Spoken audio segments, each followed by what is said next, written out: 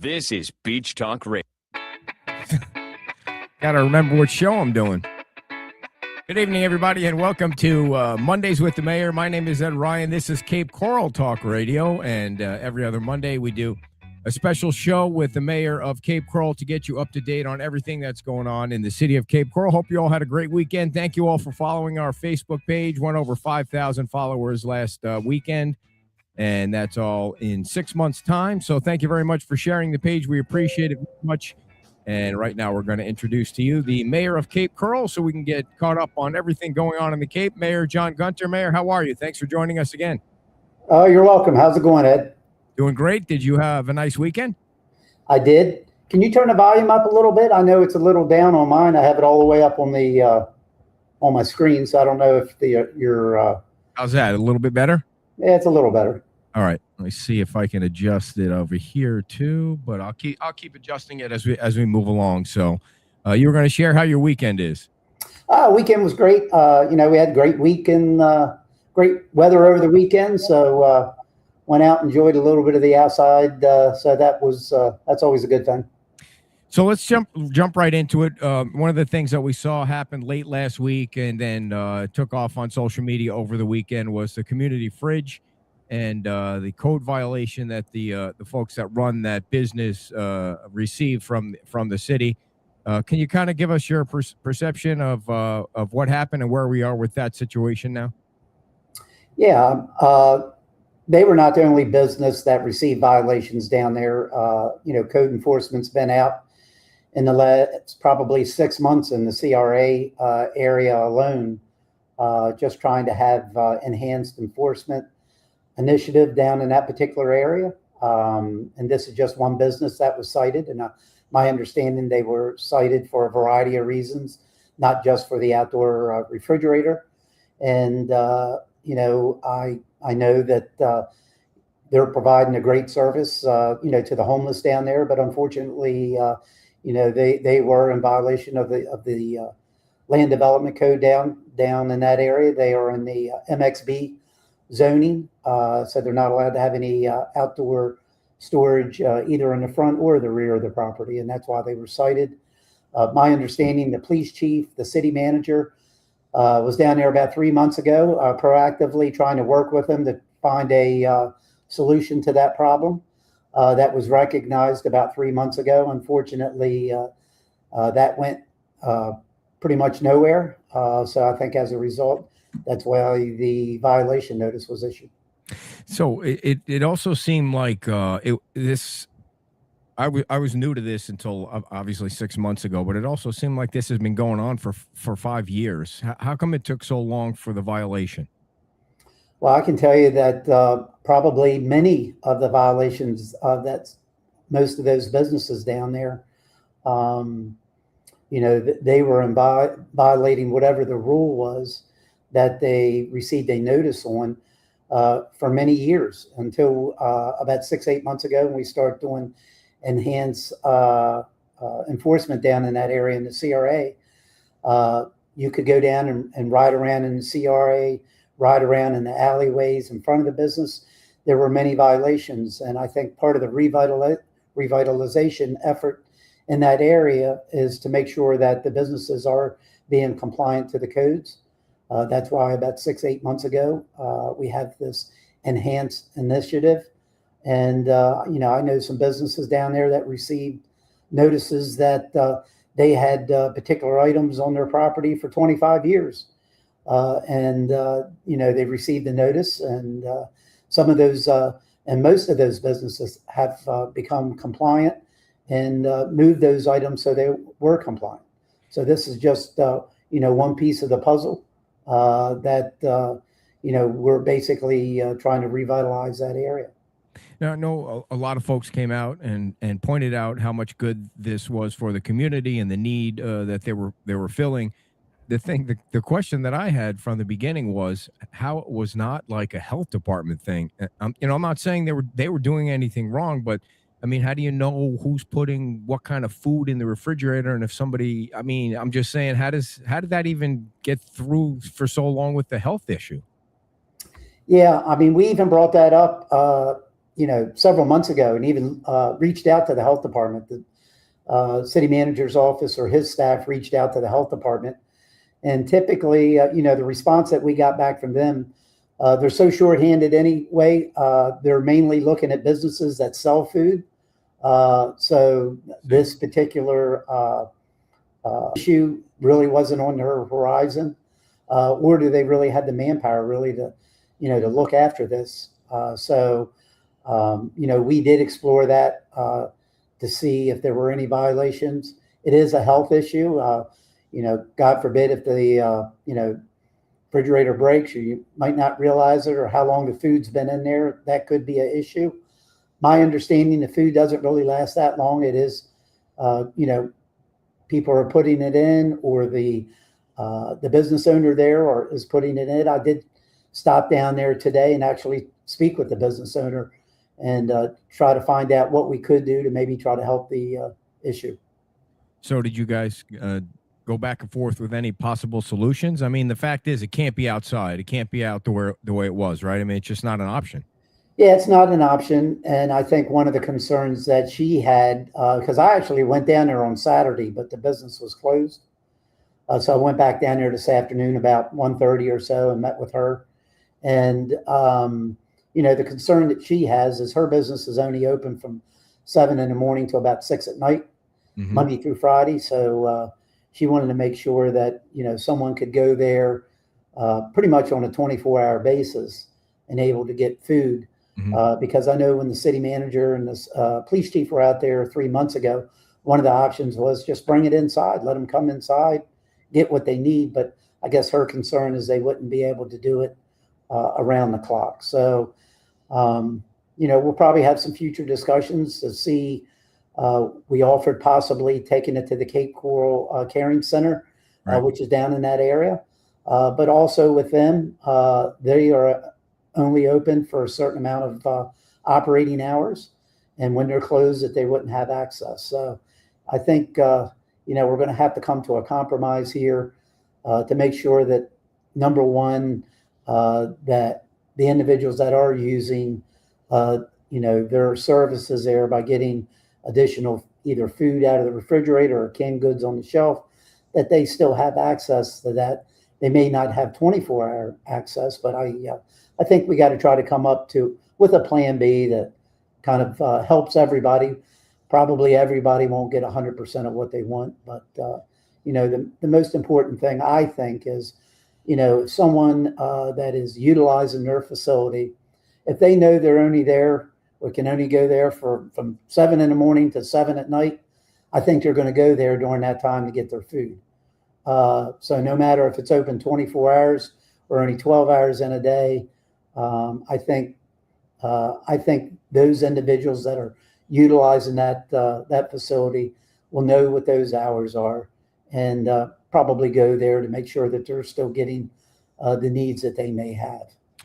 So last question on this. Is there any way, I don't know anything about the zoning, or I'm going to be honest, I've never been to that building. Are they allowed in any way to build an extension, a small extension onto that current building and keep that open, but keep the rest of their business locked so it looks like it's it's a room connected to the building, but it's always open for the folks? Is that an option for them? Yeah, I mean, the front I would be surprised because of setback requirements, because it's, the parking lot is fairly close there. So I would be surprised if they had a room in the front. Now, the back could be a possibility. You'd have to pull the site plan, see exactly how far they are from the property lines, see what the requirements are, how far they need to be from the property line as far as the structure of the building. So that could be looked at. I think there's more of an opportunity in the rear of the building than the front of the building. They are in a MX8 zoning area, which does not allow any storage in the front or rear of the building. If they were in the South Cape zoning, which is close by, but not at that location, they would be allowed to have some sort of outdoor storage as long as it was partitioned off, maybe with a privacy fence or opaque type fencing. So that would be allowed. So that's something that's allowed in the South Cape zoning district, but not in the MX8 or I'm sorry, MXB zoning district. Do you get the feeling that the owners of the business want to work with the town or with the city and trying to get something, knowing that they can't do what they had? Are they willing to work with you, or are they giving you the vibe that they had it that way and that's the only way they want it?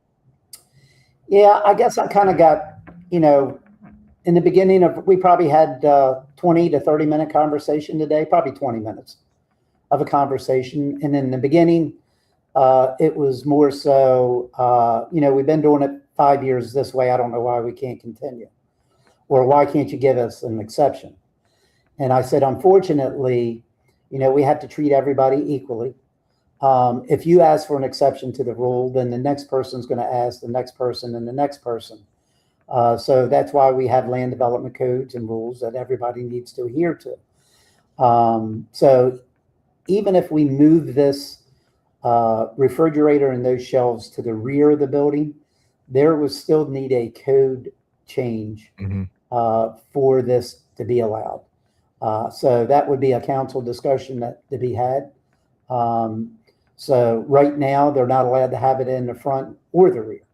But when you ride around down in that particular area, 80% of the properties there in that CRA area, when it comes to commercial property, is in the South Cape zoning district. This section is in the MXB zoning. So we would either have to make a change to the zoning classification or make a change to the MXB zoning requirements. So there would have to be an exception. Later on in the conversation, they appear to be a little more willing and understanding that, look, we got to try to figure this out together, just to say, no, we're not moving it. And we just want to get an exception to the rule. I think they understood at the end that's not going to happen. But, we need to be able to have more discussions where we try to come up with a compromise, or at least a plan on how the most important thing for me is to provide the service to the community that they are providing. If that means it's a different location that's in close proximity of where this is, or maybe the hours of operations instead of 24 is 12 hours, as long as the service is still being provided, to me, I think that's what we got to keep in mind. Just doing it at this location may not be the best location. Or that way. Yeah. To me, making sure that we are providing the service to outweighs where it's at, the time of day, when it's available.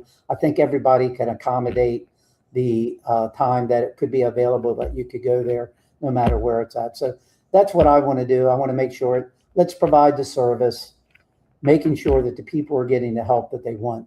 Right. And that, to me, should be our goal. Right. And just a couple of quick things. I'm watching the comments. I think, Linda, the best thing to do if you're dropping off food there is to call the Cape Coral Caring Center and see how maybe that can be a location while this situation gets worked out. And the last thing on that, Mayor, it just seems like so many people were willing to help in any way they could to see what the solution is. So, I mean, obviously you can't do it the way it was being done. And if there's another way to get it done, it seemed like there were hundreds of people that were ready to help, whether it's donations and time or building things or anything like that, it seems like at this point, it's such a hot topic that people want to help out with. Yeah, I mean, I talked to her today and she said, look, we've had a multitude of phone calls, contractors and people willing to help either finance if something needs to be built or build something, had contractors reaching out. And so again, I think there's a solution here. Yeah. I don't think the solution is status quo the way it has been operating. But I think, we can come together as a community and as a city and make sure we provide that service and make sure that we do it in a safe environment. And so to me, that's the most important thing, is still provide the service, figure out how we can do it. I know if we can do a lot of great things in the city, I think this is a problem that we can surely figure out. Yeah. And yeah, Josh, I'm deleting your comments because they're not relevant to anything that we're talking about. And if you don't like it, I don't give a rat's ass. But if you want to comment on something that's going on with the mayor, then feel free. But I'm just going to keep deleting your comments or block you if you're not going to listen and watch and ask questions about what we're talking about. All right. So, Mayor, the next thing, I apologize for that. But I know you get the vibe there.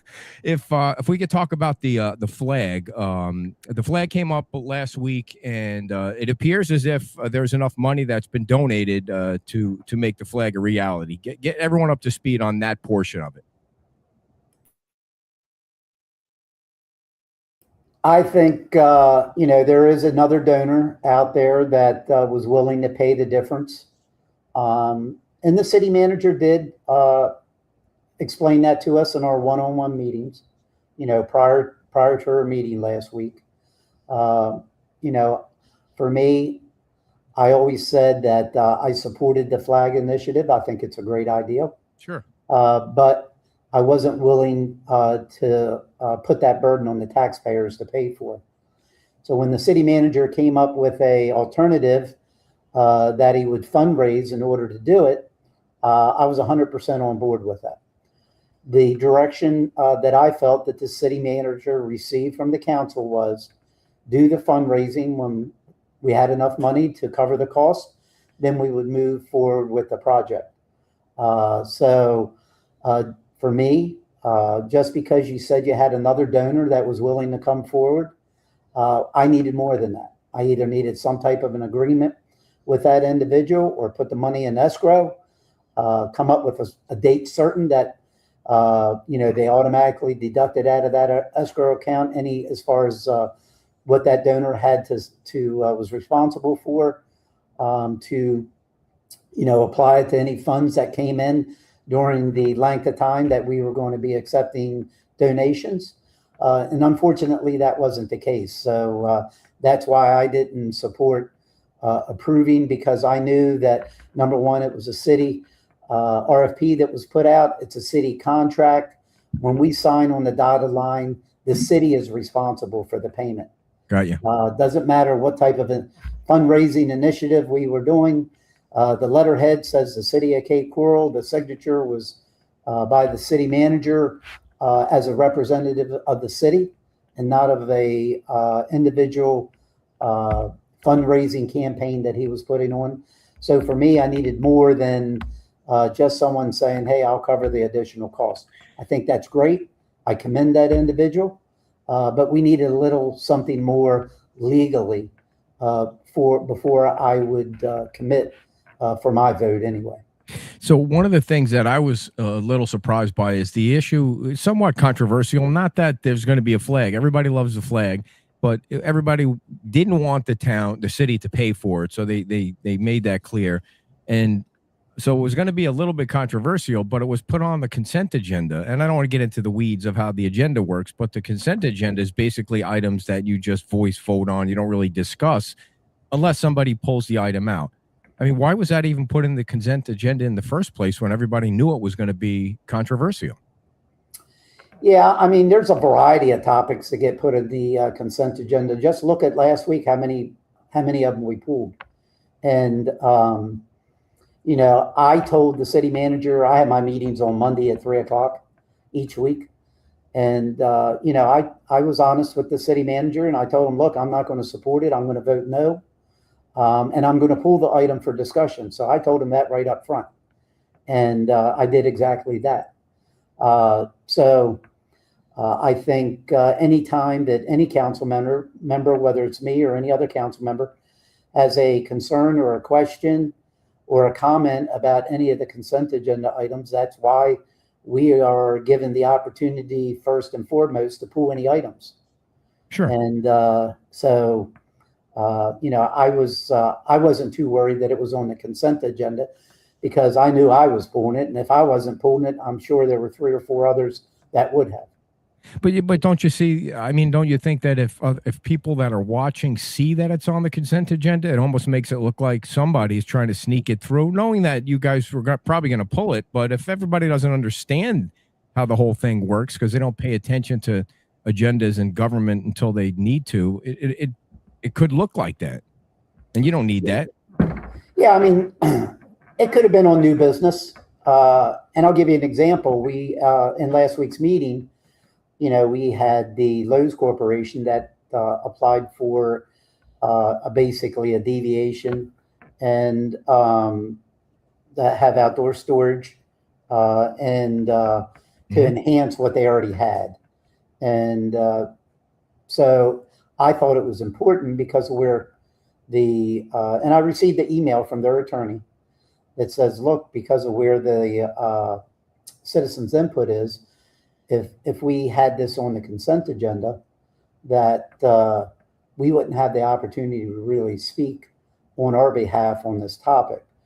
So, in my meeting last week, I told the city manager I was going to make a recommendation when we approve our agenda to move that particular item to new business so we could have that discussion and give the attorney that represent them the opportunity to speak on that matter.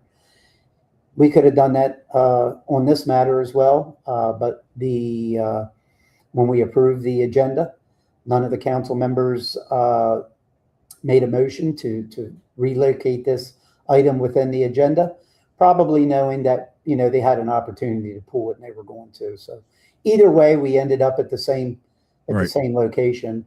The city manager basically puts the agenda together. I approve it.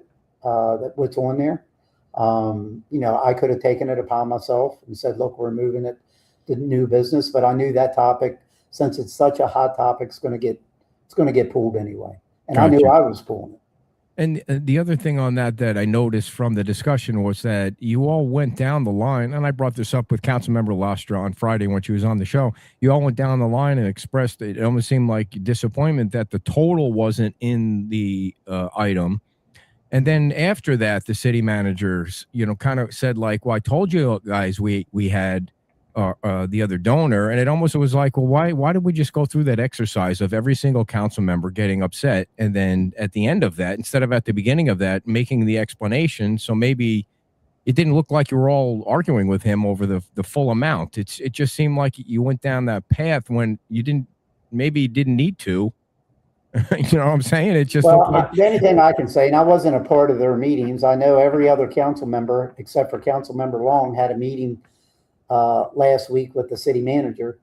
And I know the city manager gave me that information. Number one, how much they have collected and how much was still owed. And they had a donor that was willing to pay the remaining balance of whatever that was. But even with that being said, for me, and I can only speak on my behalf, that still wasn't good enough. Yeah. Only because all he received was a verbal and an email communication that, look, I'll go ahead, and to me, there had to be more of a legal document stating that they would be responsible for that money. Or my recommendation was to put that money in escrow. Then you have the money. Right. And in my discussion today, I think that's what they're trying to work out, where that donor will put that money in escrow until a date certain, and then whatever's been submitted as a donation between now and then will be taken off, giving that back to them, and the remaining dollars will go for the flag. That way, we're 100% sure that there will be no tax dollars spent on the flag. Right, and to get it up and erected. So to me, I was looking, and I think that's what council's direction was to him, several months ago when we had this discussion initially. Mm-hmm. So, I know there was a time crunch here. They're trying to get it done by July 4th. I'd like to have it done by July 4th, but say we didn't have a donor, that would pay the difference. I was never willing to subsidize whatever the balance was for tax dollars in order to get it done by July 4th. If that meant it took us another year to raise the money, so be it. I know this is a 250 anniversary of our country. I would be glad to have it by then, but if we didn't have enough money, then you wouldn't be able to do it. And that's kind of how I looked at it personally. No, you've been pretty clear. I sell houses for a living. If a buyer comes to me and says, I only have half the money, mm-hmm. I'll give you the other half when I get it. That doesn't fly. No, you've been pretty clear from the beginning of the first episode where you stood on where the money should come from for the flag. No doubt about that. So the last question on the flag, and again, I brought this up with Councilmember Lastra on Friday, and she said that she thinks maintenance of the flag is going to be about $80,000 a year. And then I got an email from somebody afterward who said that's completely wrong. So what do you know what the number is going to be? And are you comfortable with, if this thing does get built with donations, that the city takes over the maintenance? Yeah, I mean, I know the 80,000. I have no clue where Councilmember Lasser got that information. I will tell you, initially, the city manager told us that he anticipated anywhere from a $6,000 to $12,000 annual amount for maintenance.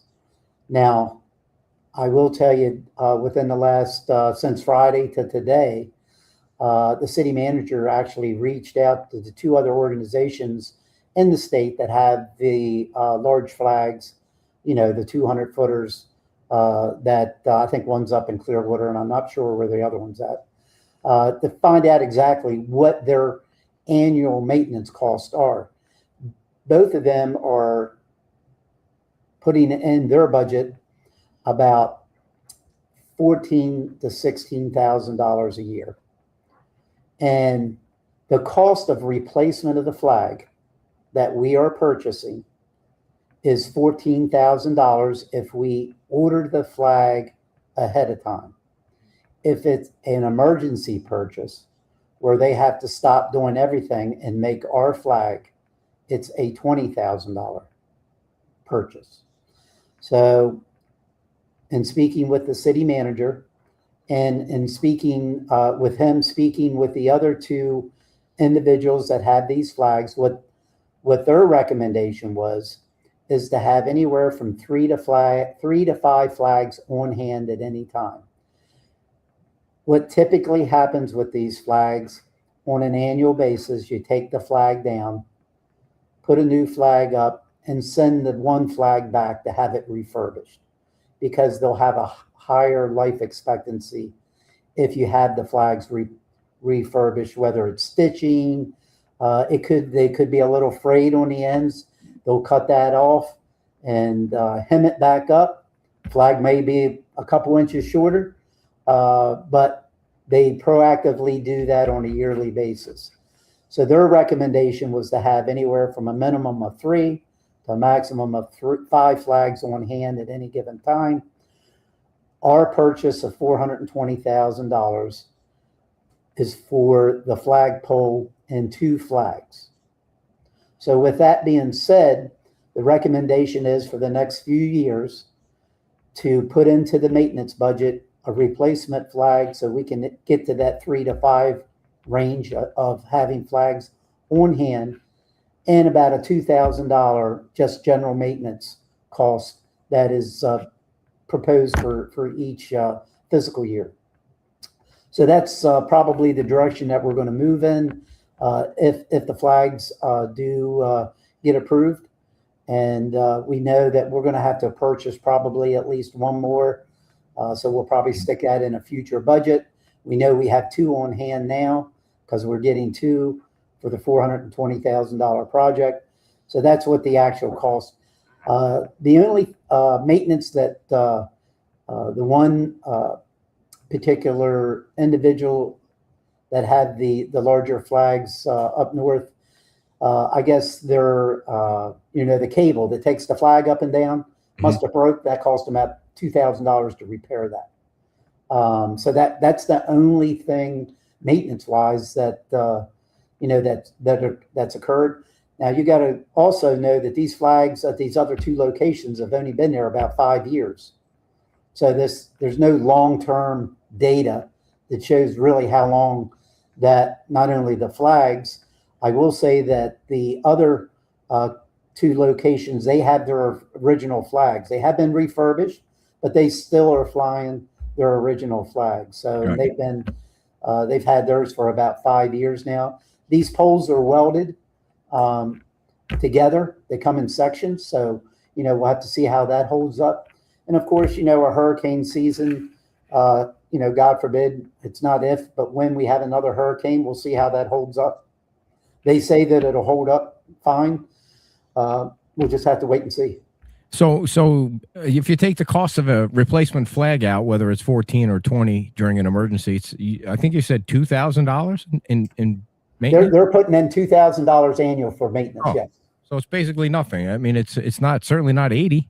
Yeah, I have no clue where that number come from. Okay. And originally, when you looked at the 6,000 to 12,000, how they broke it down, cleaning and painting was 2 to 4, hardware and the cable, the halyards was about 2,000, electric and lighting up to 1,500. You had inspections on the poles; they had about 3,000.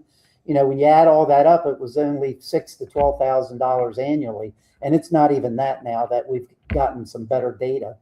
So, have no clue where the 80,000 came from. Okay, and I'm guessing you'd be okay with that, being that it's pretty minimal, unless it came back. I'm thinking maybe 80,000, if that was true, would probably be more of a problem for you than 2,000.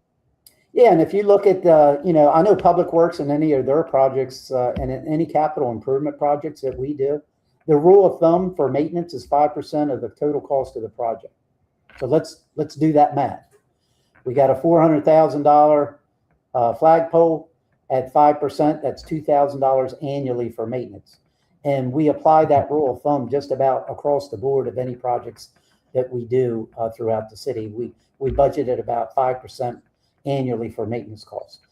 Not to mention, we probably have about 300. I asked this question: how many other flags do we have throughout the city? They gave me an estimate of about 300 flags.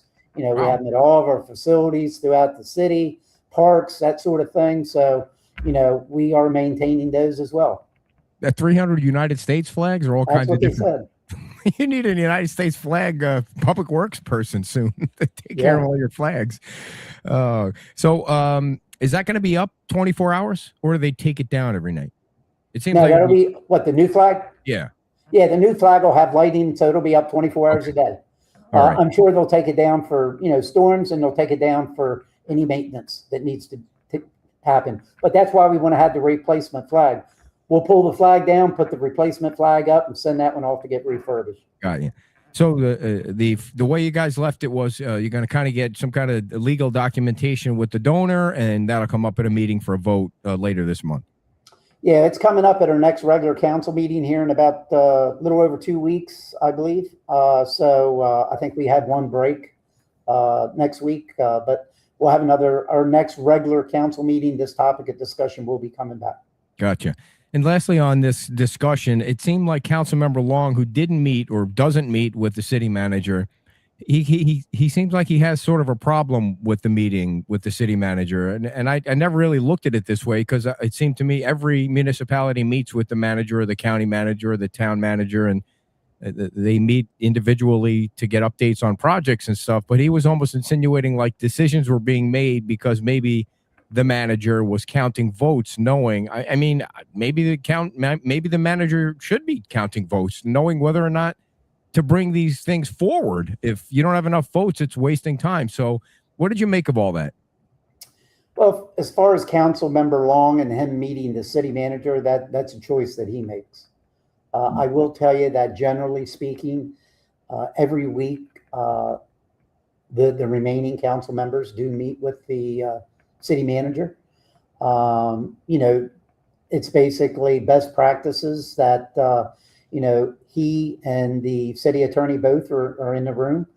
Sometimes there's a variety of our department directors that could be attending as well, depending on what the topic of discussion is.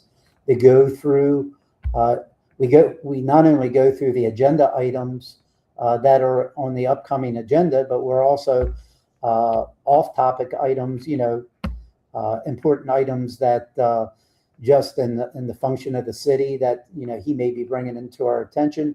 We go through that process. But I agree with you. If he has something that he wants to bring forward, and he meets with 7 or 8 of us, and only 2 of us are for it, I even go down that path. Right. I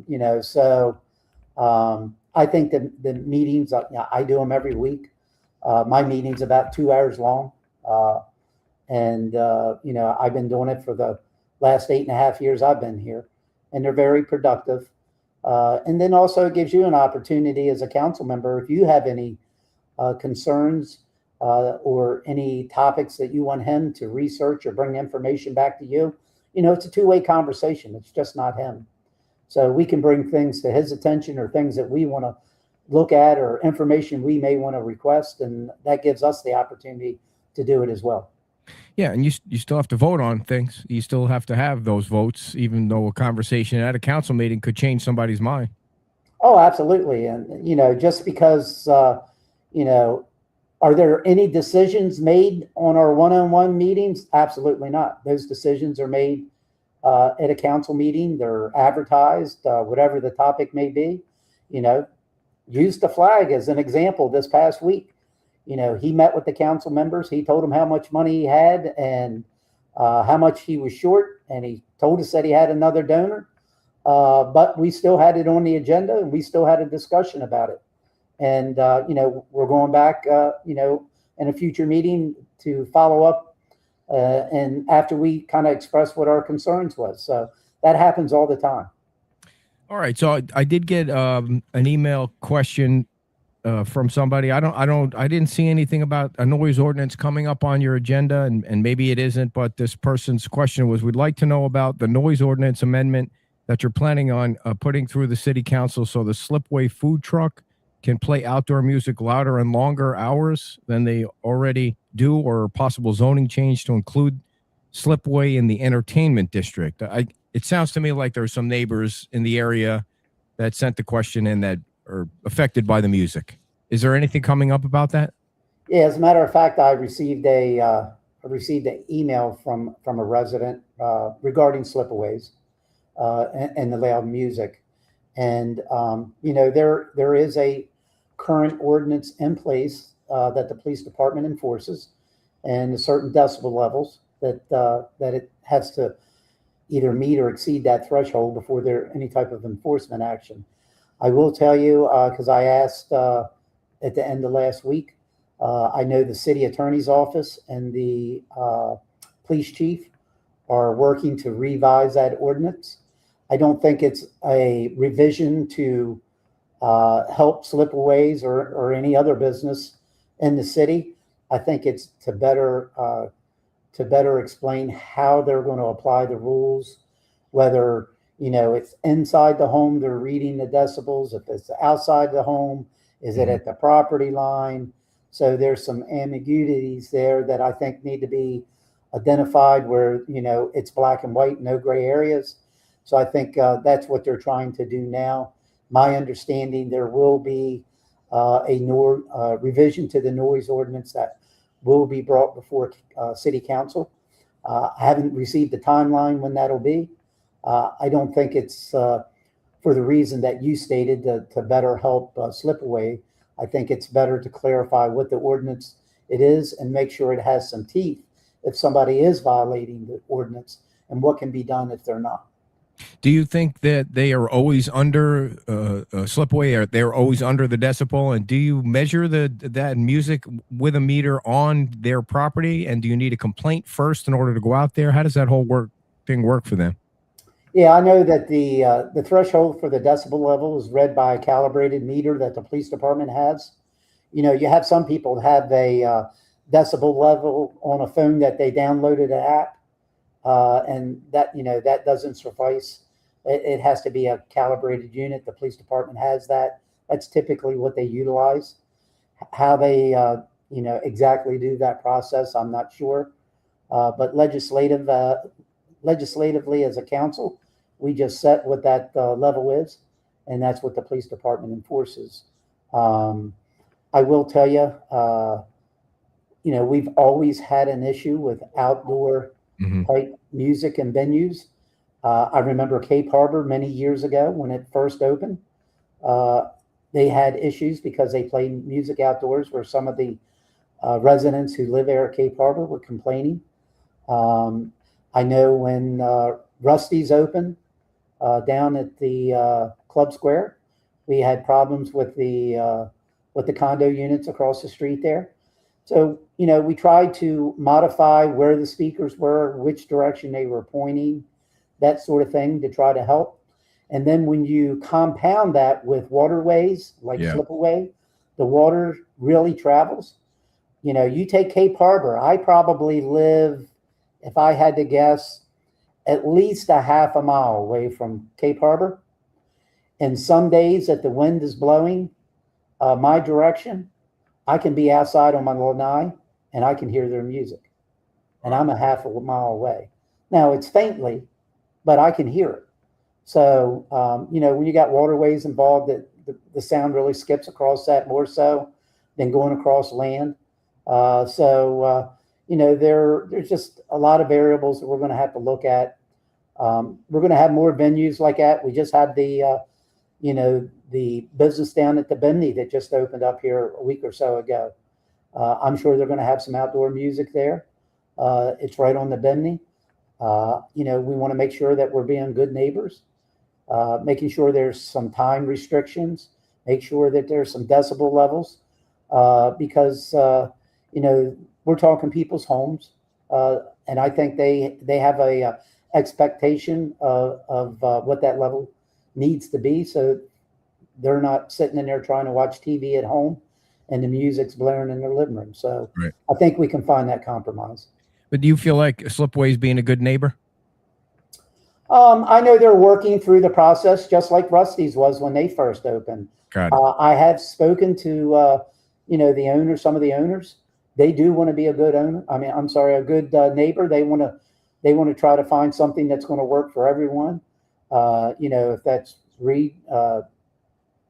putting the speakers in a different direction, possibly turning it down, a little bit. We're going to have to try to, work with everybody. So everybody is engaged in the conversation where we can find a compromise that everybody can live with. Were you surprised? Will there be one or two people that you may not ever be able to please? I'm sure they're out there. Right. But for the most part, we want to try to be a good neighbor. I'm sure they want to be a good neighbor like every other business. So were you surprised there was no interest at all in partnering with the city on the yacht club? Well, I was to some degree. I think one of the things that hurt us that it was a short turnaround time. And that was one of the concerns with the 30-day process that the city manager, because you're asking a company to come in and spend millions of dollars. And, they got to do their due diligence. They're going to have to build their business plan, see if it's going to work, get the cost of construction, reach out to contractors. There's a lot of work that you're going to have to do in order to put a bid in that you're comfortable with. And we only gave a 30-day window. Now, I will tell you that back in December, the city council voted and identified the yacht club as a qualifying P3 private-public partnership project. Mm-hmm. So what does that mean? That means at any time we could receive a unsolicited bid for a scope of work down in that area, just like we can at JC Park, for the bistro. The original quote was a unsolicited P3. So, we can get those projects as long as, or those bids, as long as those projects have been identified as a qualifying project, which a yacht club has.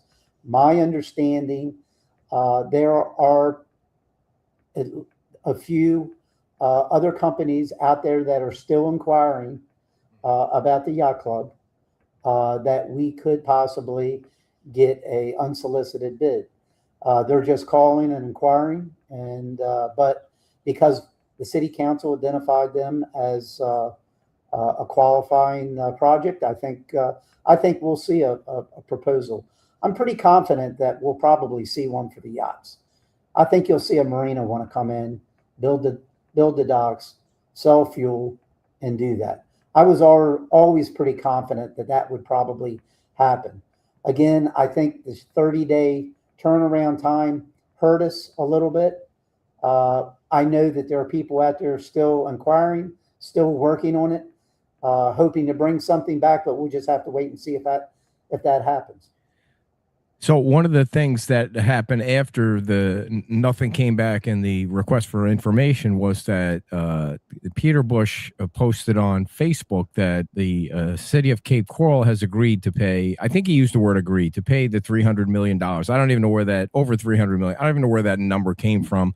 But you guys will get the 3D pictures on Wednesday and have to have a discussion of, I'm guessing, what the next step is. But when you see some information go out there like that on a major TV station personality's Facebook page, I mean, how do you straighten out that information? I mean, clearly there's been no agreement yet that you guys are going to spend any millions of dollars on any piece of that project. Well, first and foremost, general practice for me is I don't believe what I hear on the media, because typically they only have a portion of the information. And it was clear in this case that he surely didn't have all the information because, number one, the project's never been $300 million. Mm-hmm. I think it was listed at about 225, subtracting the pier that has never been a part of the yacht club project. That was as a result of Hurricane Ian as an additional expense. And then I think as of late, it's been down to about a $195 million project. Mm-hmm. So it's never been a $300 million project.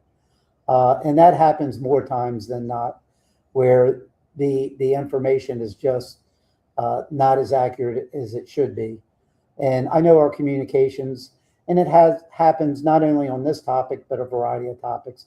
And if our communications department sees that, they try to reach out to whomever the media outlet is and get the right information to them, because I have no problem putting the information out as long as it's accurate and factual, to make sure everyone has the right information. Because when you start putting out information that's not accurate, it just compounds the problem and sometimes stirs the community up when it doesn't mm-hmm. need to be stirred up.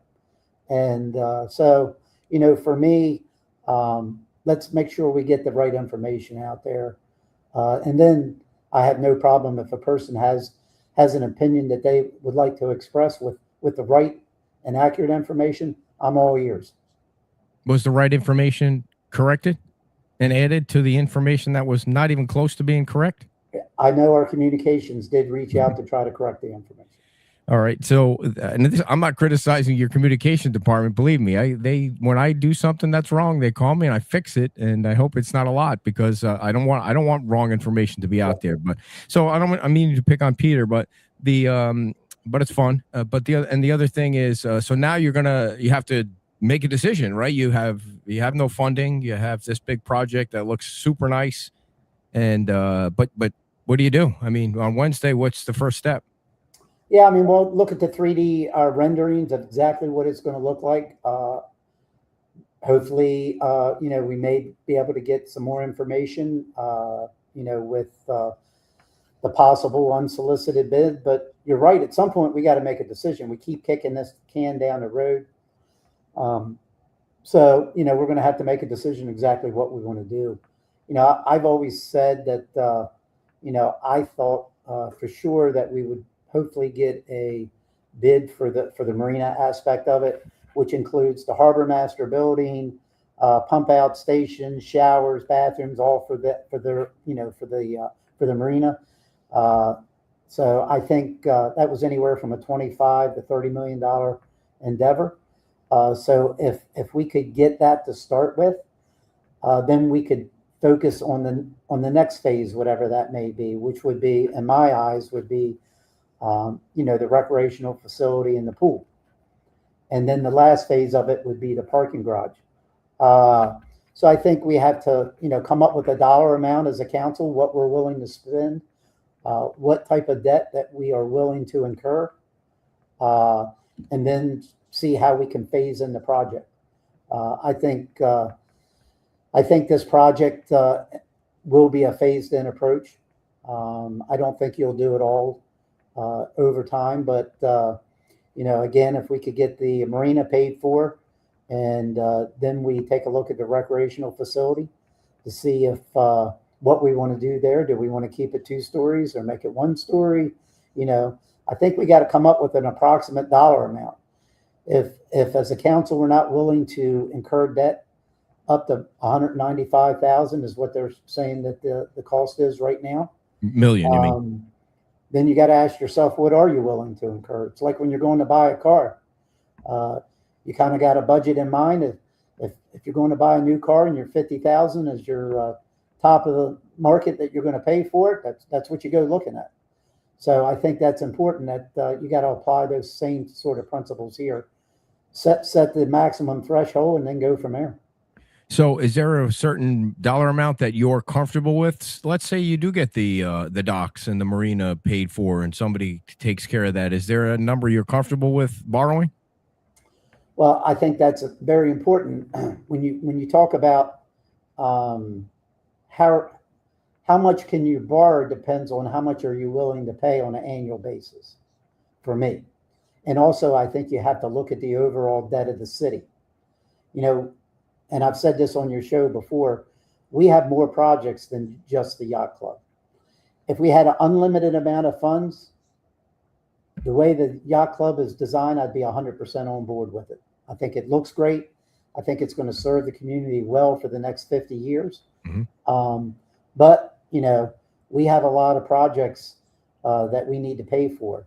So for me personally, let's look forward for the next 5 or 10 years, what projects that we think that are going to be debt funded and what's that debt ratio against what the monies that we're bringing in the city. The other big elephant in the room that I'm worried about is our property taxes. What I don't want to do is, and to give you an example, if you're making $300,000 a year or $100,000 a year, whatever number you want to use, let's use 100,000. If you have a job and you're making $100,000 a year and you go buy a new home knowing I can afford this, but all of a sudden you lose 50% of your income for whatever reason, you lose your job or you go somewhere else, but you've incurred all this debt, that's going to be a problem. And I look at this situation very similar. With our property taxes out there, we know that we're probably going to have a special session this year. I think the regular session is supposed to end next week, I believe. That could be extended. They could come back for a special session. Until we know, I'm a little concerned about, the property taxes and what happens there. If this $1 million exemption that they're talking about, this House bill that's been going, making its way through the committees, if something like that is implemented, where you have an additional $100,000 exemption for the next 10 years up to $1 million, that's a pretty substantial decrease in ad valorem tax for the city. So we got to keep that in the back of our mind too when we're making these decisions. So if you do, let's say you borrow you come to an agreement. Of course, I don't know anything. So if anybody's watching, I'm just making this up. Nobody's told me anything. But if you wanted to do $100 million worth of a build at the yacht club, and you were going to borrow that money, are you going to have to raise taxes on the people? Well, you got to figure out how you got to pay for it, for sure. There's no way to do it now. There were some scenarios that were provided early on with council last year. One of it's our public service tax. Right now, our public service tax, we pay 7%. They talked about raising that to 10%. That's the maximum allowed in the state of Florida. A majority of municipalities already are at 10%. We're fortunately enough at 7%. We've been that way since the inception of the PST. So there was a discussion to raise that 3%. What does that do? That's going to, that's applied to your electrical and your gas fees. If you happen to be a commercial business that you're receiving gas, that applies to that. But it applies to everyone's electric bill where you could have an increase. And that right now we already have FP&L and LCEC that are having discussions. They've either raised it or they're going to raise it even more the cost of our electrical bills. So we got to keep that in the back of our mind. And then if we do it ourselves over and above that, that's going to be a hindrance, to the residents. So I know that was one area that they explored. Right now we have a 500 kilowatt exemption that we did away with about 2 years ago, I believe it's now. But we're using that money to fund the projects, the maintenance projects, capital improvement projects for the municipal charter schools. But with the recent change in the legislation, they're getting more funding to take care of those capital improvement. So we could take that money, transfer it over, and use it instead of at our municipal charter schools. We could use that for paying a portion of our debt for this project or any other debt that we may incur. So that's an opportunity. So we can only borrow so much, just like as an individual. You got a ratio. And I asked about that here a couple months ago, what that ratio, what's that look like?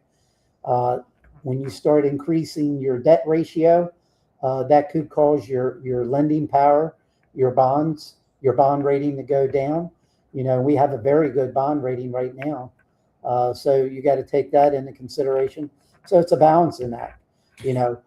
If you're asking me, am I willing to raise the millage rate in order to do a $195 million project?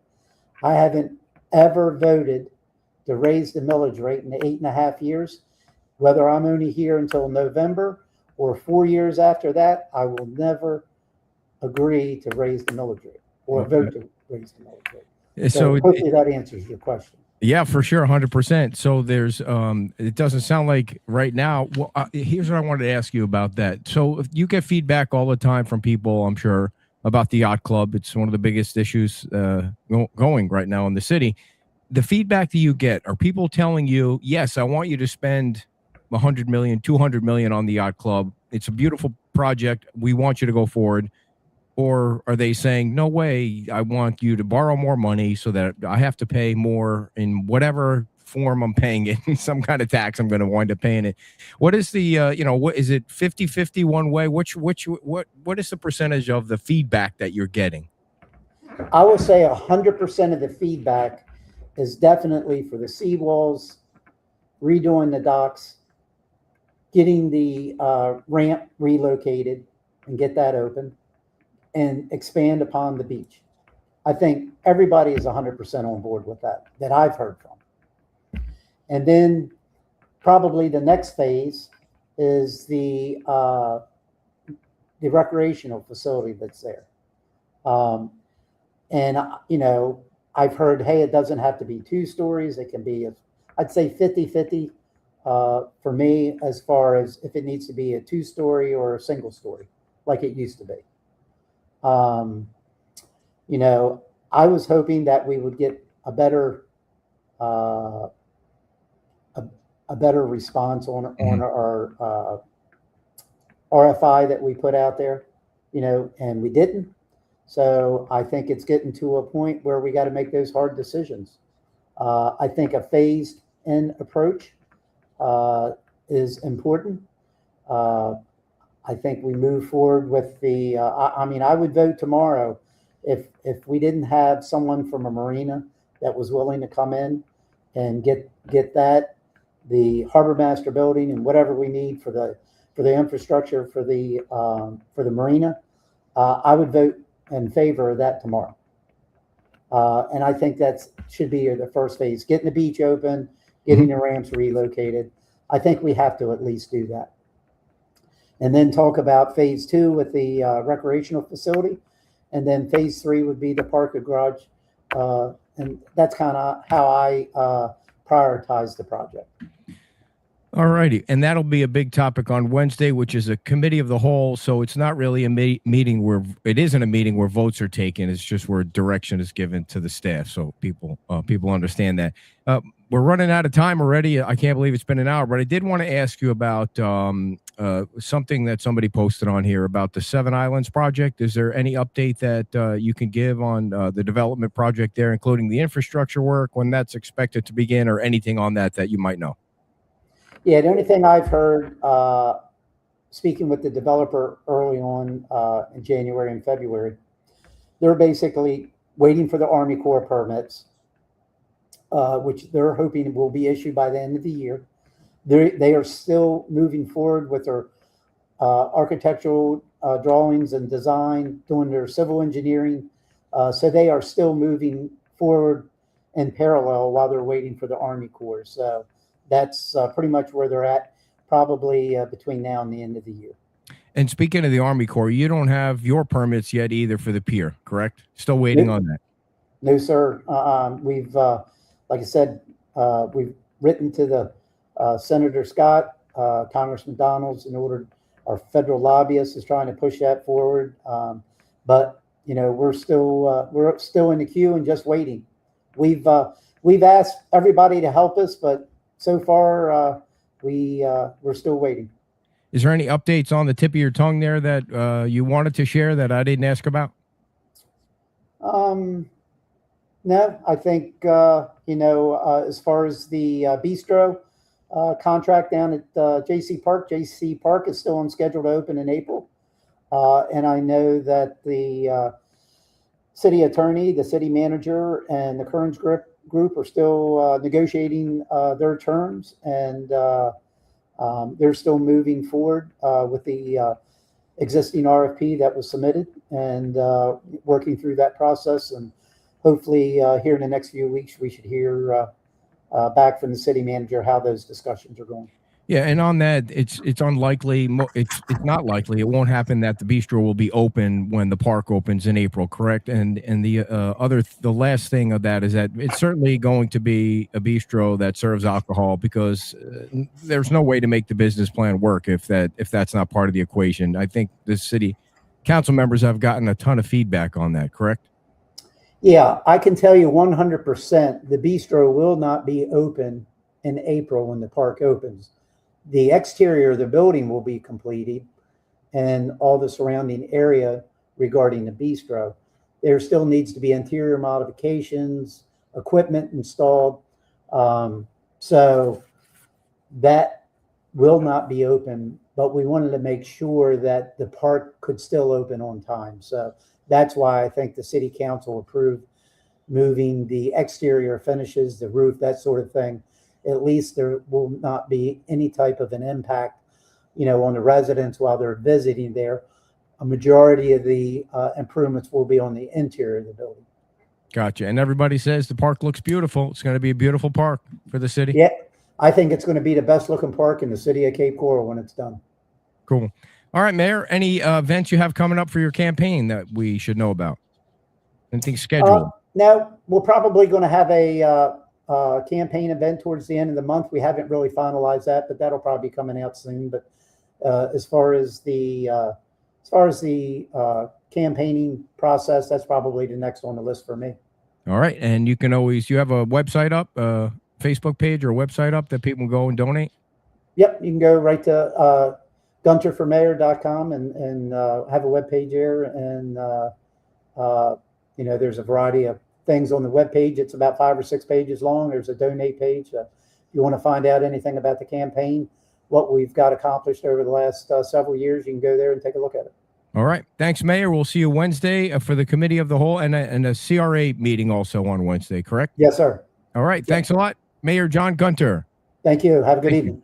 All right. That's episode number 7 of Mondays with the Mayor. A lot of information there about the flag, about JC Park, about the yacht club, and we appreciate the mayor coming on. Our next scheduled show with the mayor is episode number 8 for the 30th of this month, because we have the Catch the Vision event the Monday before that. So thank you all for tuning in. Nice big audience today watching the show with the mayor, and we'll see you Wednesday when we carry the committee of the whole meeting live. Big discussion about the yacht club on Wednesday. Thanks a lot, everybody. Appreciate you tuning in. Bye-bye.